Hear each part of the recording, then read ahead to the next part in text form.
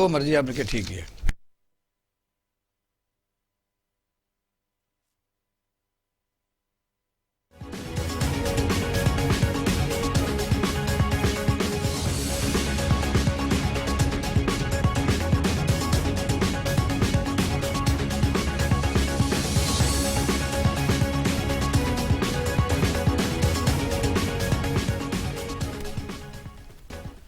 بسم اللہ الرحمن الرحیم. پاکستان ٹوڈے کے ساتھ میں ہوں آپ کا ہوسٹ اقبال شاہد. کل کی اہم ترین خبر جو آج اخبارات میں چھپی ہے کہ تھرپارکر میں ایک آدمی کی درخت کے ساتھ لٹکی ہوئی لاش ملی ہے، اور یہ تعداد دسمبر جب آج کلوز ہو رہا ہے، یعنی آج 30 ہے اور کل آخری دن ہوگا، 117 تک پہنچ چکی ہے. تھرپارکر میں لوگ بھوک سے مر رہے ہیں، اور سارے پاکستان کے ہم سب عوام اور اپنے اپنے سیاسی لیڈران کے فالوورز اپنے اپنی پارٹیوں کو ڈیفینڈ کرنے کے لیے میدان میں موجود ہیں. غریبوں کا کسی کو ہوش نہیں ہے. اپنے مسائل سے خاص طور پر بڑے افسوس سے کہنا پڑتا ہے کہ پاکستانی قوم کو بھی وہ خاص تعلق نہیں رہا. ہم بھی روزانہ میڈیا میں یہی باتیں دہراتے رہتے ہیں کہ پی ڈی ایم کا مستقبل کیا ہوگا، پی ڈی ایم حکومت کو گرا پائے گی کہ نہیں گرا پائے گی، عمران خان کامیاب ہوں گے کہ نہیں ہوں گے. پھر یہ ہے کہ انہی کے متعلق کی ساری سیاست اور سارا میڈیا گھومتا رہتا ہے. ہندوستان میں کیا ہو رہا ہے، ہندوستان ہمارے خلاف کیا کیا سازشیں کر رہا ہے، کسی کو کوئی غرض نہیں ہے. پھر یہ ہے کہ جس طرح پاکستان نے اپنی فارن پالیسی کے طور پر امریکہ نے انگیج کیا اور افغان طالبان کے ساتھ ہم ایک فیسیلیٹیٹر بنے ہوئے ہیں، اس کا ہمیں کیا فائدہ ملا. یہ بڑے بڑے موضوعات سے ہٹ کے صرف ہم روزانہ یہ کہتے ہیں کہ بلاول بھٹو زرداری صاحب نے پریس کانفرنس میں کہا ہے کہ ہم سینٹ کے الیکشن میں حصہ لیں گے اور بائی الیکشن میں بھی حصہ لیں گے. کوئی کہتے ہیں جی ابھی بس لانگ مارچ کرنا ہے. میاں نواز شریف صاحب ملک سے باہر ہیں. میاں نواز شریف صاحب کے متعلق کہا گیا ہے کہ پیپلز پارٹی کا یہ ڈیمانڈ ہے کہ اگر لانگ مارچ کرنا ہے، استعفے دینے ہیں، تو پھر پاکستان میں موجود رہیں. پی ڈی ایم کے سربراہ جو اس وقت منتخب نہیں ہو سکے زندگی میں پہلی بار، ان کو 2 سانے ایک ہی دن میں ملے ہیں. ایک طرف تو ان کی اپنی پارٹی میں بڑی شدید بغاوت ہو چکی ہے، جمعیت علماء اسلام پاکستان کے نام سے انہوں نے ریوائیو کی ہے، اور دوسرا بلاول بھٹو زرداری صاحب کی جو پریس کانفرنس ہے کل کی، اس میں سینٹرل ایگزیکٹو کمیٹی کے جو فیصلے ہوئے انہوں نے کہا ہے کہ اسمبلیوں میں رہ کر ہم اس حکومت کو گرائیں گے، یعنی سینٹ کے الیکشن میں بھی حصہ لیں گے. اور آصف علی زرداری صاحب نے تو گڑی خدا بخش پر بھی جو تقریر کی ویڈیو لنک پر، انہوں نے کہا کہ ہمیں کوئی ڈکٹیٹ نہ کرے. پاکستان کے سارے سیاستدان جو اربوں پتی کھربوں پتی ہیں، ان کے پیچھے لگے ہوئے معصوم عوام اپنی زندگیوں کو بدلنے کے لیے تو شاید کوئی کوشش نہیں کر رہے. لیکن آپ دیکھ رہے ہیں کہ جہاں جہاں بھی کوئی لگا ہوا ہے، جہاں شخصیت پرستی سے لے کے بت پرستی تک ہم آ چکے، اپنے اپنے لوگوں کو ڈیفینڈ کرتے ہیں. کئی دفعہ ہمارے دوست کہتے ہیں کہ سیاستدان جب آپ کی پروگراموں میں آتے ہیں، اپنے بڑے بڑے آپ لوگوں کو بلاتے ہیں، تو باتیں اپنی پارٹی کو ڈیفینڈ کرتے ہیں، کرنا چاہیے.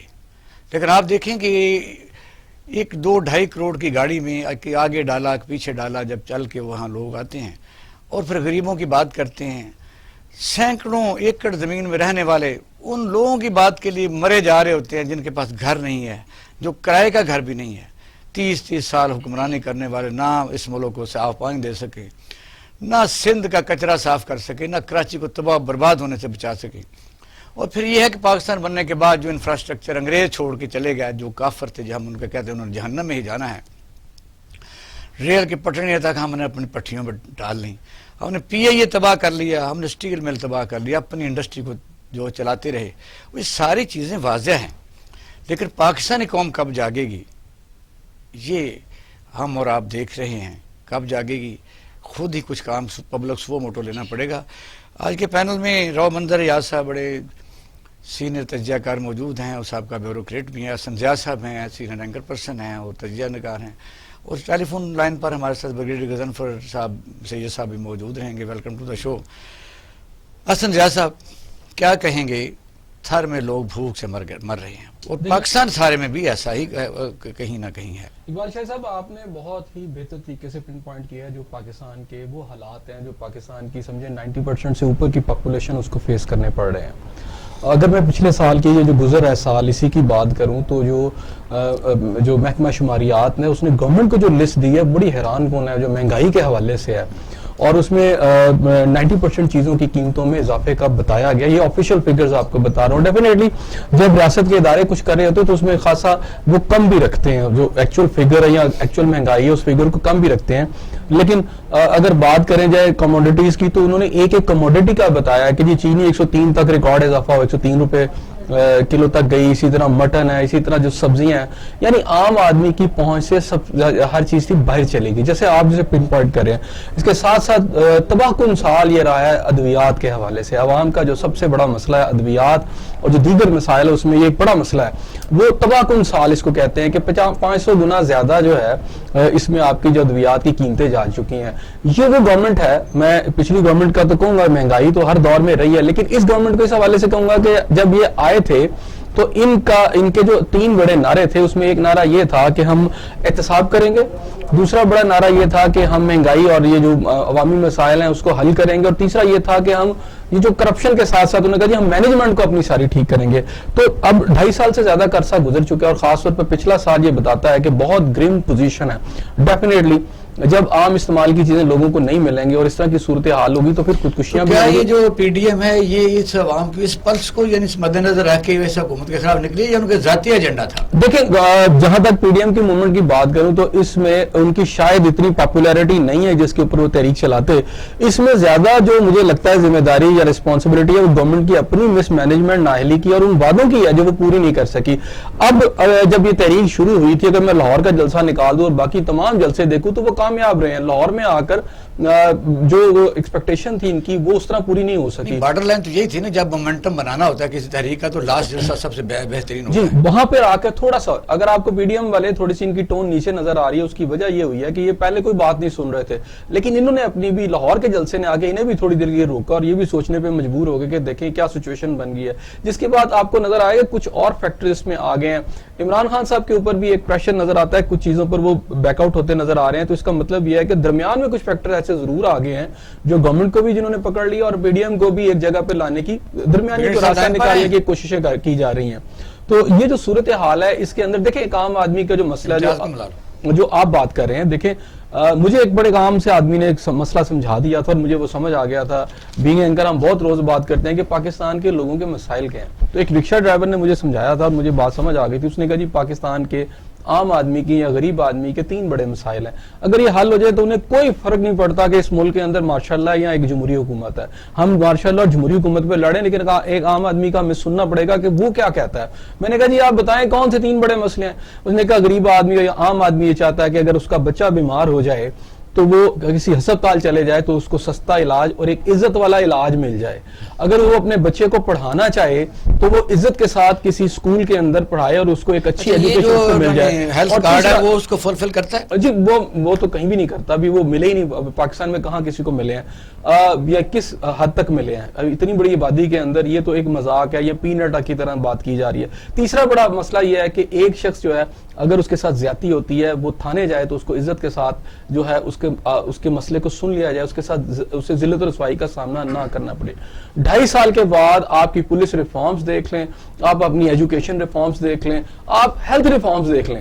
مثلا 2.5 سال پہلے یہ کہا گیا تھا ہیلتھ کارڈ دیں گے, آج تک پاکستان کی عوام کے کتنے % کو ہیلتھ کارڈ ملا ہے؟ یعنی ہر سال ایک لالی پاپ کی طرح یہ ہیلتھ کارڈ چلا آ رہا ہے. میرا نہیں خیال کہ پاکستانی قوم کو کسی ہیلتھ کارڈ کی ضرورت ہے. آپ کے گورنمنٹ کے جو بھی فیسلٹیز موجود ہیں آپ کو اس کو ایکسپینشن چاہیے, اس کو بہتر کرنا چاہیے, آپ اس کو مینج کر لیں تو آپ کے لوگوں کے لیے آلریڈی موجود ہیں چیزیں. کچھ ہاسپٹلز کی ضرورت ہے کہ وہ نئے جو ہے وہ لائے جائیں, لیکن یہ مسئلہ یہ ہے کہ پاکستان پھر آگے چلنا پی ڈی ایم پر بھی بات کر لیں کیونکہ یہ جو اس وقت مولانا فضل الرحمان اس کو لیڈ کر رہے تھے ان کے پاس کیا رہ گیا ہے؟ دیکھیں سب سے زیادہ پاکستان کی اسٹیبلشمنٹ جس کے اوپر یہ الزام آتا ہے کہ اس گورنمنٹ کی اس وقت وہ مکمل طور پہ بیک پہ کھڑی ہے.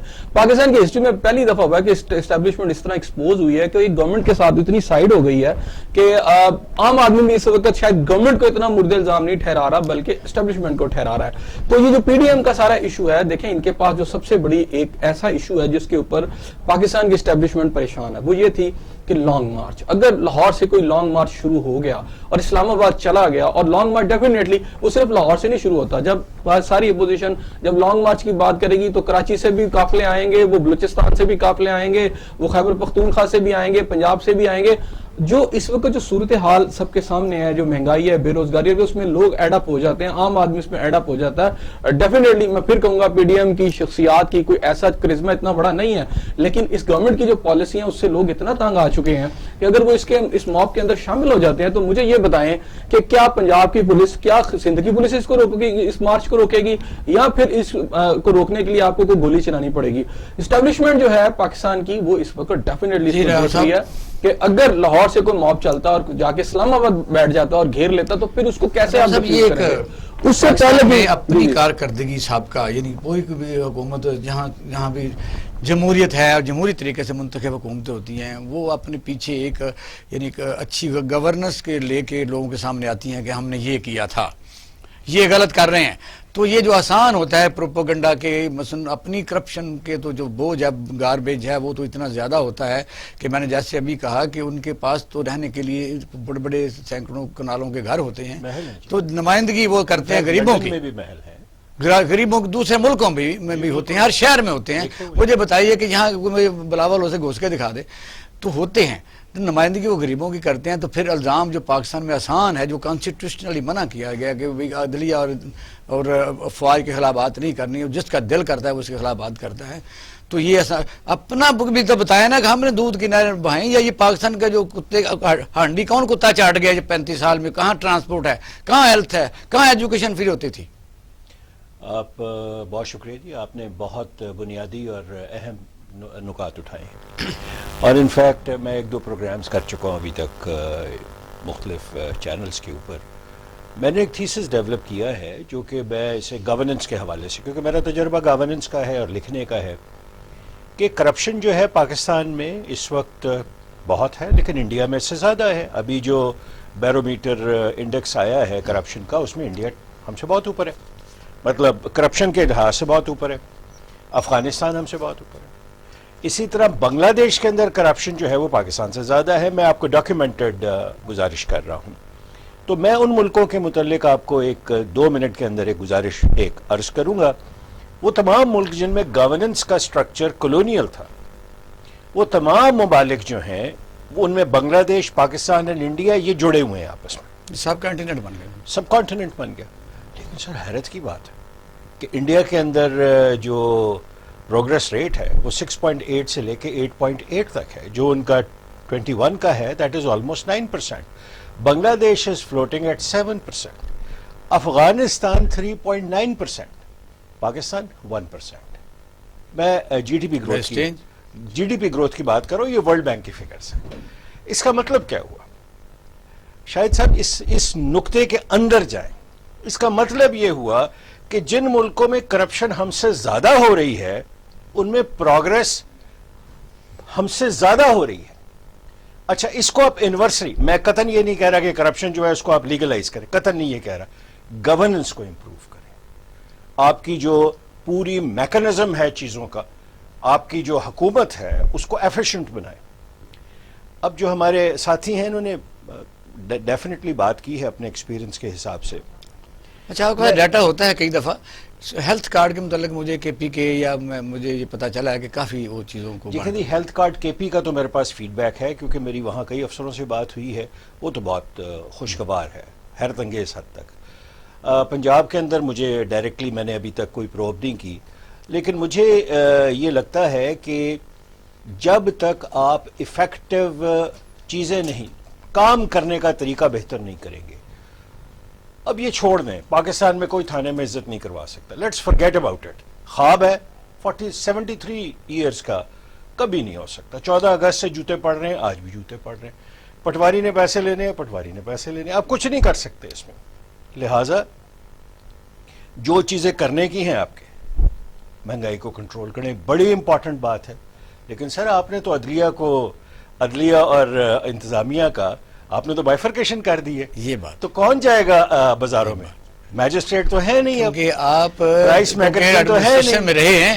یہ میں کئی لوگوں سے سوال کر چکا ہوں کہ یہاں کوئی بھی آ جائے، کوئی بھی آ جائے. مجھے بتائیے جب میجسٹریسی نظام عدلیہ نے اس کو ختم کر دیا ہوا ہے اور سول جج کے پاس اختیار دفعہ 30 کے چلے گئے ہیں اور لوگ تھانے اس کے متحد ہیں, تو تبلیغ سے ختم کریں گے, آپ مہنگائی کو پکڑیں گے. یہی ہو رہا ہے. مجھے آپ ایک, میں عدلیہ, میرے والد محترم بھی جج تھے, میں عدلیہ سے, بھائی بھی میرا جج ہے, میں صرف یہ گزارش کرنا چاہتا ہوں, کون سا جج ہے جو گوشت چیک کرنے کے لیے اپنی عدالت سے باہر نکلتا جانا چاہیے اگر نہیں جاتا ہے تو بتائیں. نہیں جاتا. ایسا ہی. اب جب نہیں جاتے آپ تو جوتے کس کو پڑھ رہے ہیں؟ پولیٹیکل گورنمنٹ کو. تو آپ خدارا اس کو واپس لیں. آپ ڈسٹرکٹ میجسٹریسی کا نظام لیں یا بیٹھ کے اگر ملک سب کا ہے یاد دیں. سر ملک ہے تو سب کچھ ہے نا جی, ملک ہے تو کورٹس ہے نا جی, ملک ہے تو فوج ہے, ملک ہے تو یہ ہمارا پولیٹیکل سسٹم ہے. کوئی ضرورت نہیں ہے. جس طرح یہ کیا گیا تھا میرے سامنے ہوا ہے, میں اس وقت ڈپٹی سیکرٹری تھا. ایک آپ کو ول چاہیے, پولیٹیکل ول. آپ گورننس کا نظام لے کے آئیں, آپ میکنزم لے کے آئیں, پرائس کنٹرول میکنزم جو پہلے تھا, میجسٹریٹ جاتا تھا, بندوں کو پکڑتا تھا, مہنگائی پہ وہیں جرمانے کرتا تھا, قید کرتا تھا. آپ نے سب کچھ دیکھا ہوا ہے. اب بلا خوف ہے, ہم نے باقاعدہ امپلیمنٹ کیا ہوا ہے. آپ نے امپلیمنٹ کیا. تو مجھے آپ یہ بتائیں کہ بدنامی, اور مجھے اب یہ سمجھ نہیں آ رہی کہ شہباز شریف صاحب 10 سال رہے, آپ بھی انہیں جانتے ہیں, میں بھی انہیں جانتا ہوں. 26 وزٹ کیے قصور کے, وہاں ہاسپٹل میں ضرور گئے, ہاسپٹل ویسے ہی ہے. مجھے یہ سمجھ نہیں آئی کہ انہوں نے پرماننٹ جو چینجز کر کے وہ ملک اپنے صوبے کو آ کے لے جا سکتے تھے. میں وہ شعبے کی بات کر رہا ہوں جس میں انہیں ماہر کا قرار دیا جاتا ہے. گورننس, کارکردگی. سر میری نظر میں میڈیا کارکردگی زیادہ تھی, امپیکٹ کریشن کی کوشش بہت زیادہ تھی, لیکن گراؤنڈ کے اوپر کام بہت کم تھا. آپ جا رہے ہیں, دبا کے دورے کر رہے ہیں. میں ذرا بات یاد کرا دوں کہ آپ اس پر اپنا ٹیک دینا. مجھے بتائیے کہ آپ ایک شہر کے ایک محلے کی ایک گلی کے ایک نکر کے اوپر آپ جمعہ بازار یا رمضان بازار لگاتے ہیں, اس کا مطلب آپ ریٹ وہاں قائم کرتے ہیں, تو باقی شہر کدھر جائے؟ آپ ایک ایسا قانون کیوں نہیں بناتے کہ نہ جمعہ بازار کی ضرورت ہے؟ یہ تو پولیٹیکل, میں سمجھتا ہوں ایک ایسی ایکسرسائز ہے یوز لیس. نہیں جی, اب سپریم کورٹ کے چیف جسٹس صاحب فرما رہے ہیں کراچی میں تجاوزات بہت ہیں. تو بھائی ہیں تو اس کو ختم کرنے کے لیے جو طاقت چاہیے وہ اپنے ادارے سے لے کے دے دیں آپ انتظامیہ کو. اس طرح ڈنڈے سے تو کام نہیں ہو سکتا کہ چیف جسٹس صاحب فرمائیں کہ جی آج یہ ہو جائے اور کام ہو جائے. دوسری بات جو ہمارے ساتھی نے کہی کہ اسٹیبلشمنٹ پریشان ہے, میں اسٹیبلشمنٹ کے حوالے سے مجھے نہیں, میرے پاس کوئی فیڈ بیک نہیں کہ اسٹیبلشمنٹ کا کوئی ریئیکشن میرے پاس نہیں ہے اس وقت, اور نہ میں لینا چاہتا ہوں. اس کی وجہ یہ ہے کہ I still believe in old system کے سب لائن پر ہیں چاہیے. جی پلیز. جی, تو میں یہ گزارش کروں گا کہ ہر ملک میں ایون انڈیا کے اندر بھی کشمیر پالیسی اسٹیبلشمنٹ بناتی ہے, حالانکہ پیور ڈیموکریسی ہے. پوری دنیا میں لاسٹ ٹرمپ کا جو فیصلہ کرنا چاہ رہے تھے وہ اٹھ کے چلے گئے. وہ ایران کے اوپر جو ایکسرسائز ہونی تھی, جب سب کچھ واقعات ہو چکے تھے, تو آخر کار پینٹاگون کے لوگ اٹھ کے چلے گئے. وہاں اب جو مرضی آپ کر لیں, یہ اتنے بڑے بڑے ادارے ہیں, سی آئی اے ہو گئی, پینٹاگون ہو گئی, اور اس کی سبسڈریز ہیں کہ جو اتنی پاورفل ہیں کہ وہ پریزیڈنٹ کو ہلنے نہیں دیتے. ہمارے ملک میں ایک رواج بنایا ہے ہم نے, اور کئی وجوہات ہیں اس کی, کئی سچی وجوہات بھی ہیں. اس کی یہ نہیں ہے کہ وہ جو بندہ کہہ رہا ہے وہ غلط ہے, اس کی کئی صحیح وجوہات بھی ہیں. کہ ہمارے ملک میں پار مینیپولیشن ایسے کی گئی ہے 73 سال میں کہ ایکچولی پبلک ریپرزنٹیٹیوز جو ہیں انہیں یقین ہی نہیں آتا کہ ہمارے پاس اختیار آ گیا. انہیں 2-3 سال تو یہ سمجھنے میں لگ جاتے ہیں جتنا, اور prime minister is very honest, بڑا بلنٹ آدمی ہے, میں اسے شاباش دیتا ہوں کہ اس نے کم از کم یہ تو کہا ہے کہ مجھے سمجھ نہیں آئی. یہاں تو ایسے بندے بھی ہیں جو 2 منٹ کے بعد, میاں نواز شریف کی تقریر میں پرانی نکال دیتا ہوں, اس میں انہوں نے بھی کہا کہ بھئی یہ ہمیں نہیں سمجھ لگی. سر میری بات سنیں, جو بندہ, میں آپ لاتعداد میٹنگز پہ گئے ہیں, امپورٹنٹ ترین میٹنگز کے اندر جن لوگوں کا دھیان اس بات پہ ہو کہ ہائیٹی جو ہے وہ کیا ہے, وہ کیا خاک انہوں نے پریزنٹیشن وہاں اٹینڈ کرنی ہے.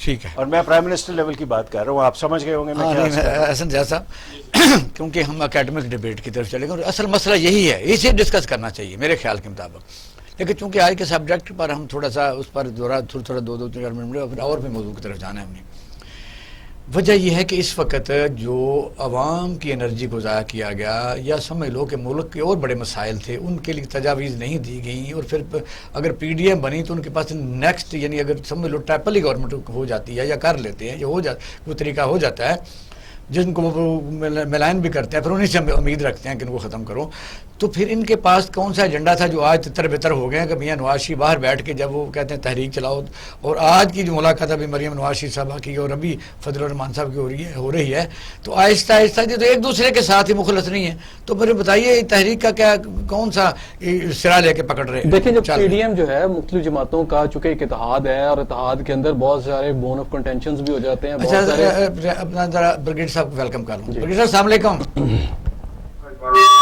بہت شکریہ آپ نے ہمیں ٹائم دیا. کیسے ہیں آپ؟ محسن جہاز صاحب ذرا بات کر لیں ذرا پلیز، ذرا سن لیں پھر میں آتا ہوں آپ. کچھ کنٹینشنز میٹر ہوتے ہیں تو یہ اس طرح کی باتیں آتی ہیں، اختلافی باتیں، لیکن پھر یہ سیٹل ہو جاتے ہیں. اس میں بلاول بھٹو صاحب کا جو بیان ہے وہ بڑا اہم ہے، چونکہ یہ جو موومنٹ چلنی ہے، جو گورنمنٹ کے اینٹی گورنمنٹ موومنٹ ہے، اس کے اندر دو چیزیں ہیں. ایک میں اسے دیکھتا ہوں لانگ مارچ کے کہ وہ کس وقت کرتے ہیں، کرنے کی پوزیشن میں کب آتے ہیں، یہ بہت اہم ہے. اس کے علاوہ پلان اے بی سی کے تحت ایک پلان ان کا استعفے دینے کا ہے. تو کل بھی جو بلاول بھٹو صاحب نے جو بات کی، انہوں نے کہا جی 31 دسمبر تک انہوں نے پیچھے نہیں ہٹے. انہوں نے کہا جی سارے اپنے جو جیسے کہ بات طے ہوئی اپنے ریزائن جمع کروائیں، پارٹی ہیڈز کو جمع کروائیں. یہ جو اپوزیشن ہے پی ڈی ایم ہے، یہ اپنی ایک لائن پر چل رہا ہے. اس کے اندر جہاں تک فضل الرحمان صاحب کی آپ نے بات کی، جمع کر کے انہوں نے کیا چار ڈالنا جاتا ہے، وہ ڈیفینیٹلی جب سینٹ کے الیکشن میں حصہ لے رہے ہیں وہ ان میچ جو ہے نا پھر وہ جمع کروائے جاتے ہیں نا جب آپ جاتے ہیں یا کسی سٹیج پہ کر سکتے ہیں. اصل مسئلہ لاہور سے اسلام آباد کی مارچ ہے، کیا اپوزیشن اس کو کر سکے گی؟ یہ بہت امپورٹنٹ بات ہے. رہ گی گورنمنٹ، آپ نے بات کی گورنمنٹ کی، میں تھوڑی سی بات یہ ضرور کروں گا. دیکھیں ان کے ایجنڈے کے اوپر یہ آخر پی ڈی ایم چل کیسے رہی ہے، یہ بھی تھوڑا انڈرسٹینڈ کریں کہ کون سی قوتیں ہیں جو پی ڈی ایم کو روڈ کے بھی رکھی ہوئی ہیں. اس گورنمنٹ کا سب سے بڑا نعرہ یہ تھا کہ جناب جو کرپشن میں ملوث ہیں وہ اس کو انہوں نے ہٹایا ہے. اس میں جو ٹاپ آف دا لسٹ آپ کا پاناما اسکینڈل تھا، اس کے اندر تو نواز شریف صاحب سب سے اوپر تھے. اچھا ان کی گورنمنٹ کو ختم کیا گیا، ان کو نکالا گیا، اور کچھ عرصہ قبل ہم یہ دیکھتے ہیں کہ میاں صاحب جیل میں تھے اور اس ملک کے پرائم منسٹر امریکہ کے انتہائی اہم وزٹ کے اوپر جا کے یہ کہہ رہے تھے کہ جناب میں ان کا اے سی بھی اتروا دوں گا، ان کی فیسلٹیز بھی جیل میں یعنی اسے ختم کروا دوں گا. کچھ عرصے کے بعد دیکھتے ہیں کہ خان صاحب یہاں بیٹھے ہیں اور نواز شریف وہاں سے بیٹھ کے تقریر کر رہے ہیں، سارا کچھ کر رہے ہیں. اور جتنے بھی اپوزیشن کے لوگ تھے جنہیں نیب نے پکڑا تھا، اس میں میں سیکنڈ اور تھرڈ ایئر پہ آ جاتا ہوں، میں خواجہ سعد رفیق کے اوپر آ جاتا ہوں، سب پکڑے گئے، ون بائی ون سب پکڑے گئے. رانا ثناء اللہ صاحب کے اوپر کرپشن، وہ آپ کو پتا ہے کہ نارکوٹکس کا کتنا بڑا کیس پڑا، اور اس کی پریس کانفرنس کو دوبارہ یاد کریں کہ وہ پریس کانفرنس کرنے والے کون سے لوگ تھے جنہوں نے کہا تھا کہ یہ سب کچھ برآمد ہوا. یہ سارے لوگ باہر آ گئے. ان کو باہر لانے والا کون ہے؟ تھوڑی دیر غور کریں کہ جو اپوزیشن کے تمام لیڈر جو کرپشن میں تھے ون بائی ون اندر ہوئے، پھر ون بائی ون باہر آ گئے، وہ پوری موومنٹ کر رہے ہیں. اس میں سے آپ کا ادارہ جو نیب ہے، کیونکہ قوم کو آپ نے یہ بتایا کہ یہ کرپٹ لوگ ہیں. اچھا بھی کرپٹ لوگ ہیں تو 2.5 سال کے بعد آج آپ لوگوں کو یہ بتاتے کہ یہ کرپٹ تھے، انہوں نے کرپشن کی، یہ ہم نے ان سے ریکور کیا، قوم کا یہ پیسہ ہے اور یہ ہم جو ہے قوم کا جو پیسہ اس کو خزانے میں لے آئے. لیکن 2.5 سال کے بعد ہم کھڑے پھر وہی راگ الاپ رہے ہیں، یہ کرپٹ ہے، انہوں نے قوم کو لوٹا ہے. تو یہ کس کی کمزوری ہے؟ قوم یہ پوچھتی ہے 2.5 سال قوم کا برباد کیا گیا ہے. برگیڈ صاحب یہ ایک صدمے والی بات ہے، اور اکثر یہی سوال کرتے ہیں ہمارے سیاستدان بھی کرتے ہیں، ہمارے پروگرام میں بھی آتے ہیں، اپنی پارٹیوں کو ڈیفینڈ کرتے ہیں. یہ جو نیب ان لوگوں کو پکڑتا ہے جن کا یعنی 90 میں 51 لاکھ روپے کے ایسٹ ہوتا ہے، پھر اتنے سالوں میں 221 ملین کا ہو جاتا ہے. کہ وہ کون لوگ تھے جو میاں نواز شریف صاحب کے ساتھ بھی جیل میں ملے اور بیک پہ بھی ملے؟ ذرا ان کا بھی ذرا کریں نا، جنہوں جا کے یقین دہانیاں کرائیں اور پھر گورنمنٹ اگر نہیں بھی چاہتی تھی تو ان کو نکال کے باہر پوچھ لیتے ہیں وہ اصل ہے یا وہ بات صحیح ہے یا پروپیگنڈا ہے. تو برگیڈ صاحب یہ جو پی ڈی ایم کی تحریک ہے، یہ جو 11 سیاسی جماعتوں کا ایک مجموعہ تھا، اور کئی دفعہ تو میں پروگرام اپنے یعنی پینل کے جو ان میں سے کئی دوست بیٹھے تھے پارٹیوں کے، ان سے پوچھا کہ 11 سیاسی پارٹیاں، ذرا نام تو بتاؤ. تو پتا تو چلا رہا 2-4 کے علاوہ تو کسی کو نام ہی نہیں پتا. اب بتائیے جب کرپشن میں یا تو یہ پھر قانون بنوا دیں کہ جو سیاسی پارٹی بن جاتی ہے اس کا جو سربراہ ہے یا مین اس کا لیڈر ہو تو وہ جو مرضی کرپشن کرے، وہ انڈیویجول کرپشن، اس پر کوئی افینس نہیں ہوگا. اب یہ جو تحریک چلنے جا رہی ہے، اور یہ تحریک چلتی ہے نہیں چلتی، ان کا ایجنڈا تو یہ ہے کہ بھئی یہ نیب جو ہے یہ نیازی گٹھ جوڑ ہے. کیا گٹھ جوڑ ہے؟ لوگ تو کہتے ہیں جی. بات تو دیکھیے، ہر چیز کی بات جو ہوتی ہے وہ اینڈ ریزلٹ جو ہوتا ہے اس کے ذریعے کسی کی پرفارمنس کو جج کیا جاتا ہے. آپ کہتے ہیں کہ فلانا کرپٹ ہے، آپ نے پکڑ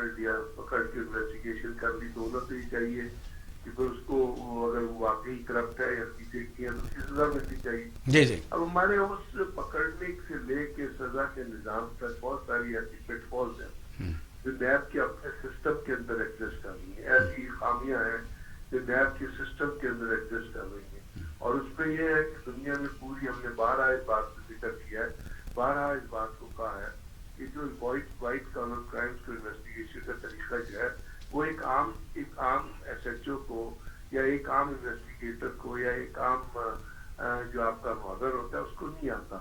اس کے لیے آپ نے بڑا ٹیکنیکلی کوالیفائڈ آدمیوں کی ضرورت ہوتی ہے. جی جی اگر نیب نے جو پیسے ریکور کیے ہیں اس میں کچھ ایسے لوگوں کے ٹریننگ کورسز چلوا دیتی باہر تو ہو سکتا ہے کہ یہ پرفارمنس جس پہ آج تک ہم بات کرتے ہیں کہ سزا جو ہے وہ صحیح طریقہ کار سے نہیں ملتی, اس میں کچھ بہتری آ چکی ہوتی. تو یہ تو واقعی ویکنس ایگزسٹ کر رہی ہے سامنے نظر نہیں, بھی آ رہی ہے. پراسیکیوشن کی غلطی ہے یا جوڈیشل سسٹم کی لینتھ پروسیجر ہے لینتھی؟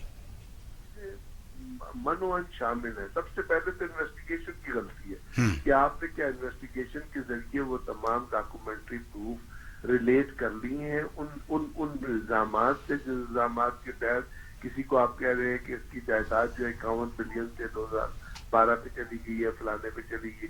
پھر یہ ہے کہ پروسیکیوٹر جو آپ نے ہائر کیا ہے, آپ دیکھیے یہ پاکستان میں نہیں, ہم پاکستان کو ہم بنا دیتے ہیں نا ایک مطلب فٹ بال بنا لیتے ہیں. اگر آپ لندن میں جائیں نا تو لندن میں اس وقت دنیا کے جتنے پوری دنیا سے جتنے منی لانڈررز ہیں, جتنے چور ہیں, جتنے اچکے ہیں, پاکستان سے بھی دیکھ لیں, انڈیا سے وجے مالیا کو دیکھ لیں, پھر وہ اپنا امبانی کو دیکھ لیں, ایسے کوئی لوگ موجود ہیں جو کروڑوں انڈیا سے چوری کر کے بھاگے ہوئے ہیں. انہوں نے وہ جو لائرز ہائر کیے ہوئے ہیں نا وہ لائرز ہیں جو برطانیہ کی ٹاپ موسٹ جو لیگل فرمز ہیں ان کے وہ لائرز ہیں, ان کے وہ کارپوریٹ گروپ کے لائرز ہیں. اب یہاں بھی وہاں بھی وہ پروو نہیں کر سکتے برٹش کورٹس میں کہ جی واقعی ہے کوئی جرم کر کے آئے ہیں اس لیے ان کی ایکسٹریڈیشن نہیں ہو سکتی. ویسے تو برٹش لا کے تحت ایکسٹریڈیشن ہو ہی نہیں سکتی منی لانڈر کی یا چور کی یا اچکے کی. جتنا اچکے اور چوری کا پیسہ ہے وہ برطانیہ کے اندر انویسٹ ہوا ہوا ہے, لوگوں نے کیا ہوا ہے, آرام سے وہاں پہ رہ رہے. تو پاکستان کے بھی سسٹم کی یہی ہینڈی کیپ ہے کہ آپ کے پروسیکیوٹر اور جو ڈیفینس لائرز ہیں ان کے درمیان ابھی ہے کسی کے ڈیفینس لائر کوئی ٹاپ کے پاکستان کے لائرز ہوں تو ان کے مقابلے کا ہی آپ کو پروسیکیوٹر چاہیے نا. یہ تو نہیں, پھر اس کا مطلب بریگیڈیئر صاحب یہ ہے کہ آپ بڑا یعنی آپ کے پاس کسی کے پاس پیسے بہت ہونے چاہیے اور بہت ٹاپ براس وہ وکیل کر لے, وہ جھوٹ کو سچ اور سچ کو جھوٹ ثابت کر سکے, اتنا یعنی ماہر قانون ہونا چاہیے.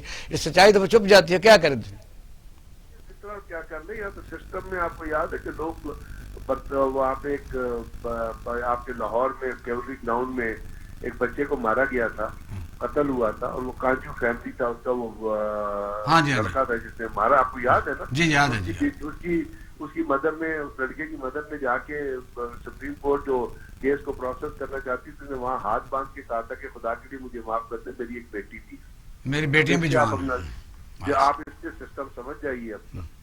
تو یہ سسٹم کی یہ چیزیں. اچھا, آپ سے ہم نے بڑے اہم سوالات کرنے ہیں اور منظر یاسر صاحب بیٹھے ہوئے کیونکہ میں اس سے لیڈ لے لوں کہ اب پاکستان سے ذرا باہر نکلتے ہیں. یہ ذرا بتائیے کہ ایک تو انڈین جو چینل ہیں دن رات پاکستان کے خلاف, وہ آپ نے دیکھا کہ جو پاکستان کا کوئی لیڈر بات کرتا ہے وہ باقاعدہ وہاں لائیو اس کو دکھاتے ہیں, بعد میں ریپیٹ بھی کرتے ہیں, پاکستان کا پروپیگنڈا کرتے ہیں کہ گلی محلوں میں لڑائی ہو رہی ہے.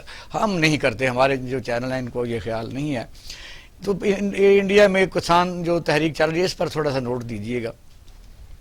کسان تحریک تو انڈیا کا, اب میں تو یہ سمجھتا ہوں, میرے ذاتی اوپینین اس میں یہ ہے کہ آپ یہ دیکھیے کہ انڈیا کا جو زراعت کے حساب سے سب سے جو رچ علاقہ ہے, سب سے جو پروڈکٹیو ایریا ہے, وہ کون سا علاقہ ہے؟ وہ آپ کا پنجاب کا علاقہ ہے نا, جہاں سے انڈیا کی بہت ساری فصل اور بہت ساری پروڈیوس آتی ہے. اور وہ پنجاب کے اندر کون لوگ آباد ہیں؟ سارے سکھ آباد ہیں. آج دہلی کی سڑکوں پہ کون لوگ بیٹھے ہوئے, کون پروٹیسٹ کر رہے ہیں؟ تو وہاں بھی پھر ایک طرح سے یہ مارجنلائزیشن کی جو پالیسی ہوتی ہے جس میں آپ نے اقلیتوں کو مارجنلائز کرنا ہے, ہندوتوا اور جو دہشت گردی ہے, جو مذہبی دہشت گردی ہے, اس کے بیس پہ اس کی ایک ریفلیکشن آپ کو یہ بھی نظر آ رہی ہے جس میں ایسے قوانین بجا رہے ہیں جس میں آپ کو ان جو کسانوں کے پروڈیوس ہے. آپ کو یاد ہے ایک زمانہ تھا کشمیر کے اندر, اگر یاد ہو, مہاراجہ ہری سنگھ نے مسلمانوں کے اوپر بکری کے اوپر بھی ٹیکس لگایا تھا, کچن پہ بھی ٹیکس لگایا ہوا تھا, گائے پہ بھی ٹیکس لگایا تھا, جوتے پہ بھی ٹیکس لگایا ہوا تھا, ہر چیز ٹیکسیبل ہوتی تھی اس مسلم مائنورٹی کے خلاف, اور ان کو آتوک کا کہا جاتا تھا, کس طرح ان کی بےزتی. یہی کام اب انڈیا کی جو لیڈرشپ ہے, جو صاف ظاہر ہے نریندر مودی کی اگر ٹائم میں تصویر چپتی ہے تو آدھا ایڈولف ہٹلر کا چہرہ ہوتا ہے, آدھا نریندر مودی کا چہرہ ہوتا ہے. تو دنیا جانتی ہے کہ اب دہشت گردی کہاں سے ایمنیٹ ہو رہی ہے, کس طرح مذہب کو استعمال کیا جا رہا ہے. نہیں, ان کے اندر کوئی انریسٹ آپ دیکھ رہے ہیں کہ یعنی کشمیر ایشو جو ہے لائن آف کنٹرول پر جو روزانہ وہ وائلیشن کرتے ہیں کہ اپنی طور پر وہ اس وجہ کو ہٹانے کے لیے کرتے ہیں, یا ان کا کوئی آپ دیکھ رہے ہیں کہ نیکسٹ کوئی ایسا ایڈونچر ہو سکتا ہے؟ نہیں, میں تو ہمیشہ کہا کہ توجہ ہٹانے کی تو ایک بڑی ویل کرافٹڈ پالیسی ہے.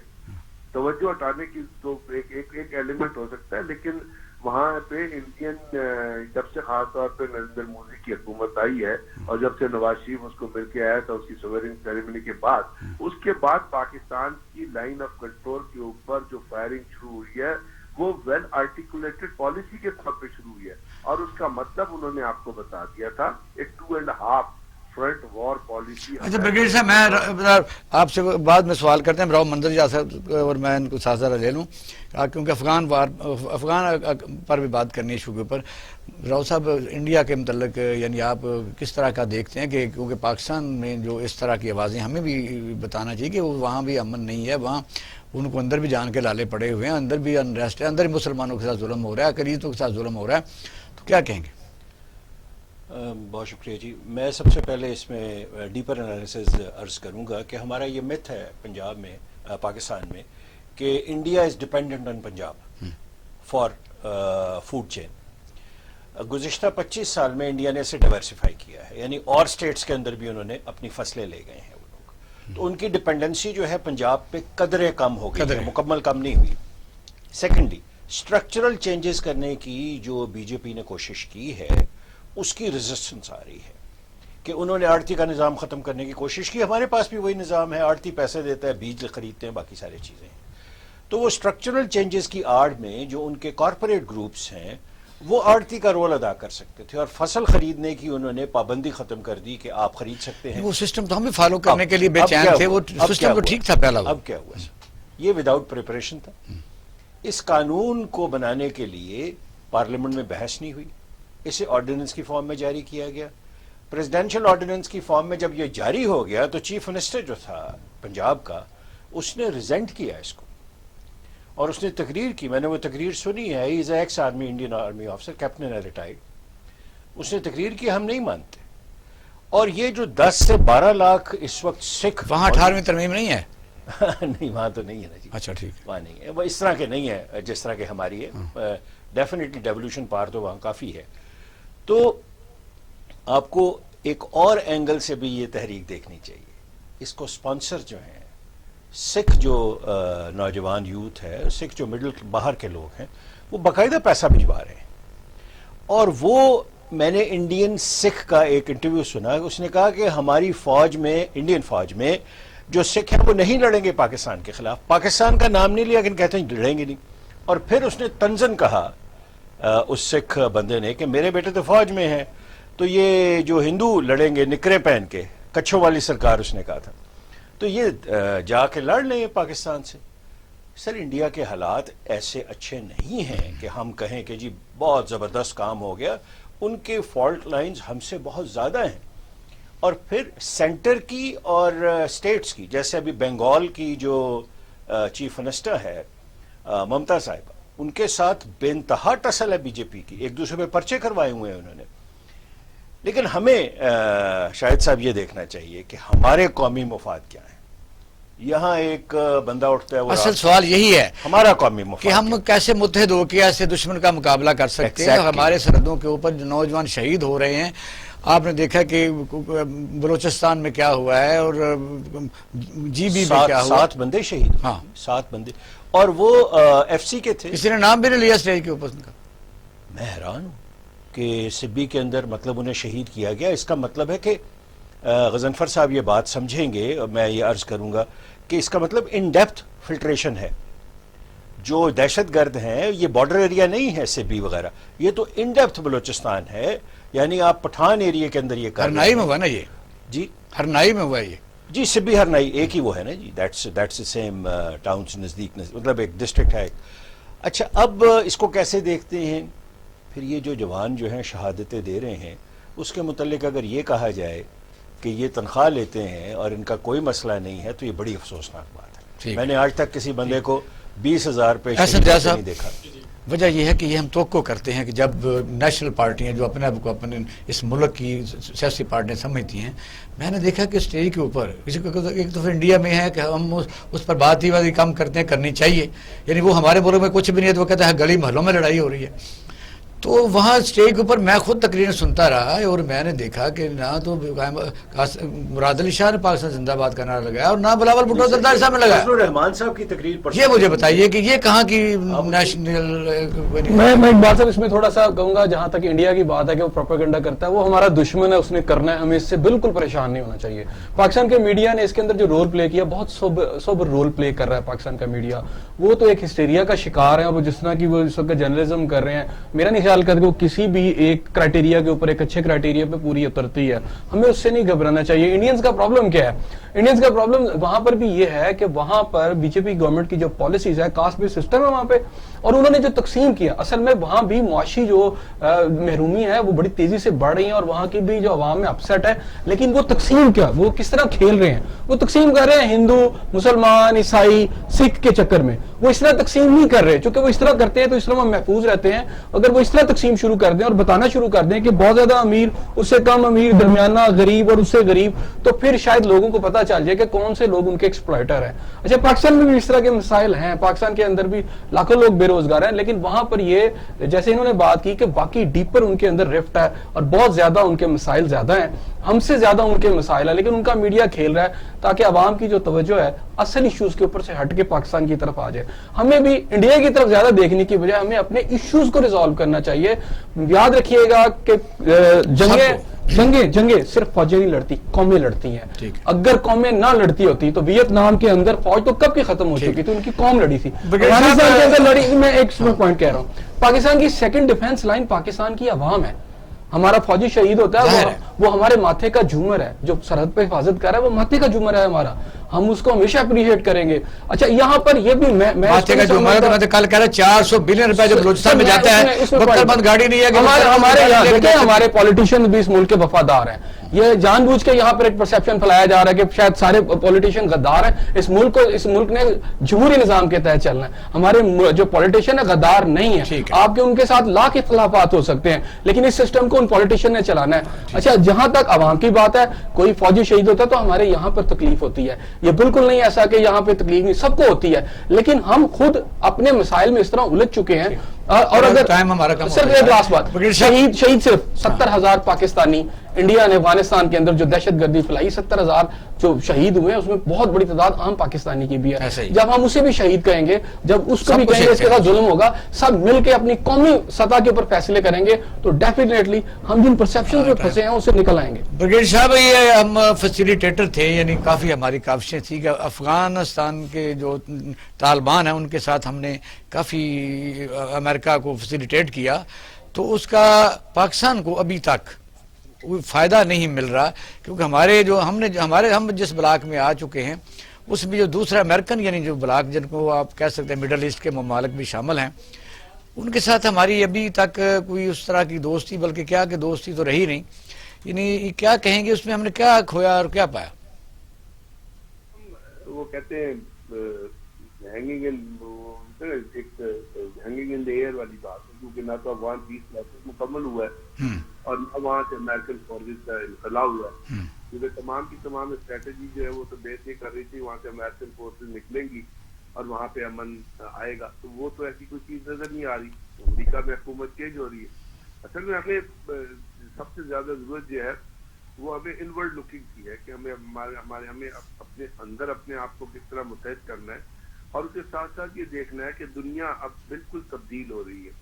دنیا کے اندر نئی کولیشن, نئی بلاکس, نئی سسٹم بن رہے ہیں. آپ کو پتا ابھی اتنی ایک ڈراسٹک چینج آئی ہے کہ اسرائیل کے تعلقات جو ہے وہ آہستہ آہستہ عرب ممالک کے ساتھ آپ نے دیکھا, یو اے کے ساتھ دیکھا, سودان کے ساتھ دیکھا, بحرین کے ساتھ دیکھا.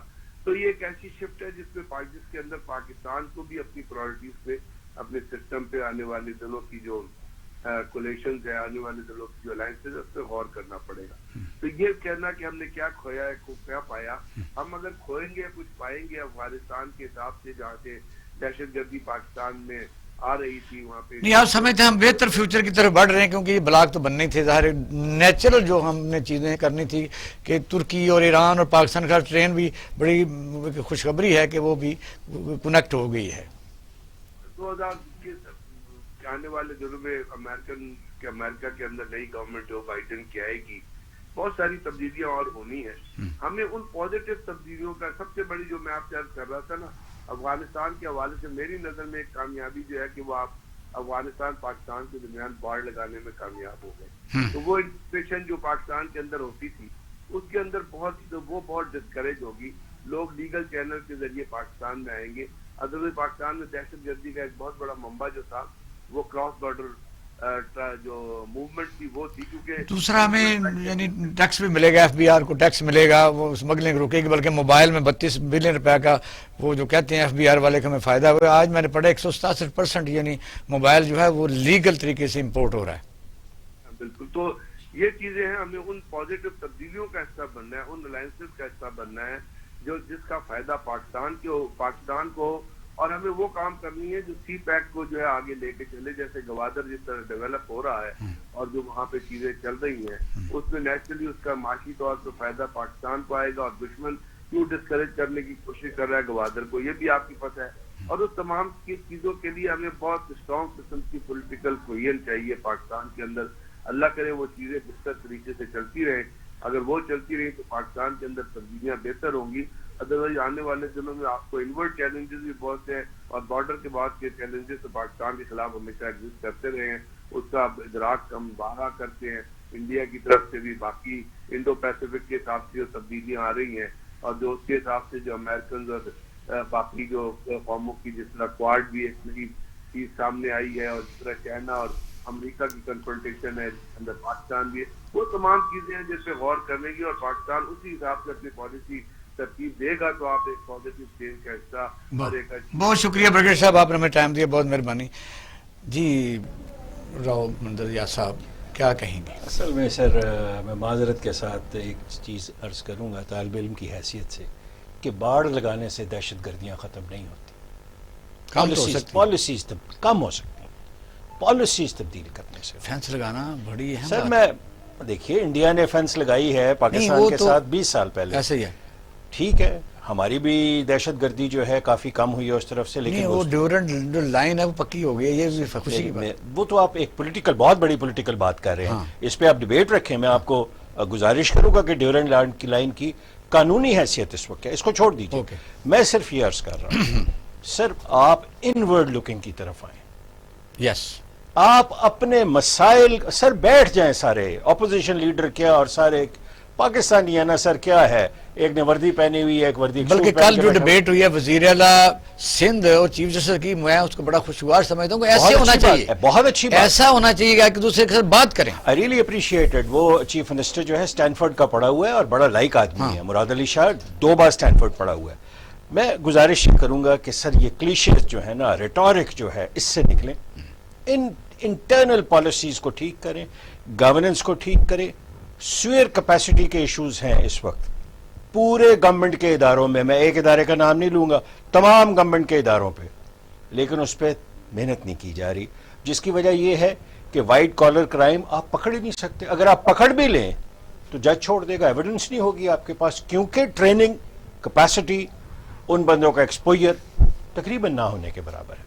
क्या किया जाए सर? जब तक आप नारे लगाते रहेंगे और जब तक आप असल इशू को हल करने की सर आप मतलब जब तक हम ये डिस्कस करते रहेंगे, ये जो मूवमेंट है ये कमाल है सर, ये क्या मूवमेंट। मैंने PNA के जलसे भी देखे हैं, मैं छोटा था, मैंने PNA के पूरे जलसे मुल्तान में देखे हैं, मौलाना हामिद अली खान का जलसा देखा है, वाज इन 8th क्लास।